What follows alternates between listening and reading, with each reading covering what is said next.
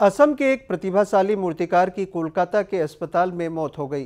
पीड़ित युवक कोलकाता के रेलवे शिविर में रहस्यमय तरीके से गंभीर रूप से घायल अवस्था में मिला था। मृतक का नाम सूर्य कुमार सैकिया बताया गया है। रेलवे शिविर से बचाकर सूर्य कुमार सैकिया को एक फेरी वाले ने अस्पताल में भर्ती कराया था। उल्लेखनीय है कि घटनास्थल से सूर्य कुमार का सिर्फ सिम कार्ड बरामद किया गया, लेकिन मोबाइल फोन किसी को भी नहीं मिला। पीड़ित परिवार ने संदेह जताया है कि किसी ने उसे वहां बुलाकर उस पर हमला किया। बताते चले कि कोलकाता के चारूकारू विश्वविद्यालय का छात्र सूर्य कुमार सैकिया हाल ही में 3 माह के लिए असम आया हुआ था। কলিকতা পালেগে কেনেকৈ আমি নাজানো, কিন্তু আছিলে 6 মাইলত ভূপেন হাজৰিকা হেৰিটো কৰি আছিলে। যেতিয়া বৰপেটালৈ যাম বুলি আমালৈ কৈছে, ভাইটিটো আছে, তেওঁৰ পিছৰ ল'ৰাটো আছে। পিছৰ ল'ৰাটো ইতিমধ্যে বাইকখন লৈ গৈ বৰপেটালৈ যোৱা ষ্টেণ্ডত মানে ৰাখি থৈ আহিলে আৰু দুদিনত ঘূৰি আহিম বুলি তাক কৈ গ'ল। তাত পিছত আমি খবৰ পাইছোঁ তাত 4 দিনৰ দিনা ওলাইছে। আমি তাৰ পৰা একো নাজানো। আমালৈ খবৰ আহিছে যে ট্ৰেইনৰ ৰেল চিৰিৰ কাষৰ মানে কিবা ট্ৰেইনৰ ল'ৰাটো ওপৰলৈ মূৰ কৰি ধুনীয়াকৈ শুৱাই থৈছে আৰু ফটোটো আপোনালোকে সেয়া দেখিছে। তাত আৰু তাৰ ভাগ্যে উশাহ লৈ থকাৰ কাৰণেই নি কোনে নিলে, কোনে পালে? সেই ফেৰীৱালা যে থাকে ট্ৰেইনত, তেনেকুৱা এজনে পালে। পাই তেওঁ মানে চিমটো পৰি আছিলে, চিমটো পালে, পাই লৈ গ'ল। মোবাইলৰ চিম ওচৰত পৰি আছে, মোবাইলটো নাই, মোবাইল নাই।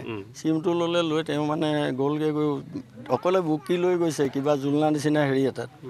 আমাক পিছত তেওঁ চিমটো লগাই কথাটো আমালৈ জনাইছে।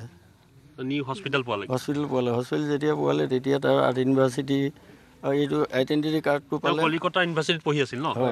কলিকতা যে আৰ্ট এণ্ড ক্ৰাফ্ট গভৰ্ণমেণ্ট। তেতিয়া তাত হেৰি লৈ মানে এইটো পালে, আইডেণ্টিটি কাৰ্ডটো পালে।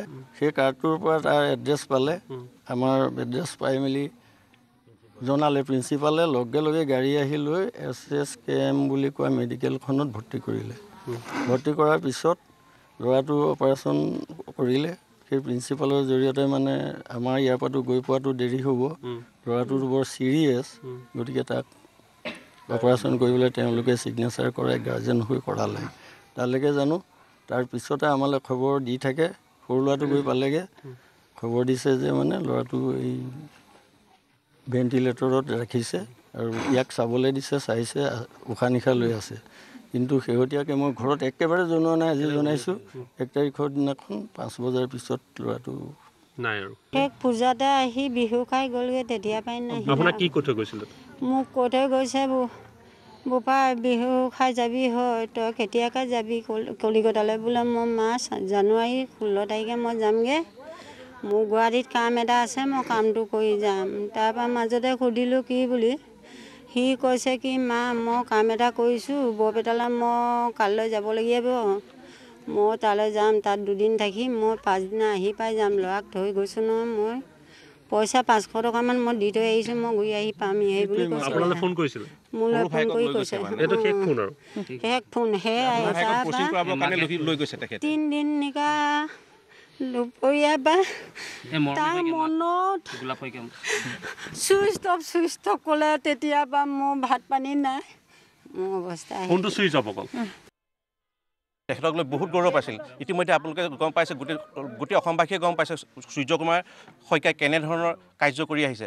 6 মাইলত ভূপেন হাজৰিকা দেৱৰ যিটো স্মৃতি হেৰি বনাই আছিলে, কিন্তু তেনে অৱস্থাত কেনেকুৱা কোন পাপিষ্ঠ লোকে কি চক্ৰান্ত কৰি তেখেতক লৈ গৈ কলিকতাত লৈ গৈ হত্যা কৰি, সম্পূৰ্ণ এইটো চক্ৰান্তকাৰী। আমি সম্পূৰ্ণ সূৰ্ব প্ৰকাশ কৰিছোঁ যে এইটো সম্পূৰ্ণ চক্ৰান্তকাৰী।